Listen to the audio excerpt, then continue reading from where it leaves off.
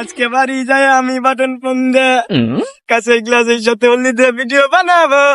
কিরে গান্দা কোনে যাস? আমি আমার দাদার কাছে যাইতেছি। তো কন্যাকাল বয়সে আমরা কত কাম করছি, বালের পোলা পান খালি ঘুরে বেড়ায়, আমার যুক্তা নাই, লিং মাইরে বেড়ায়।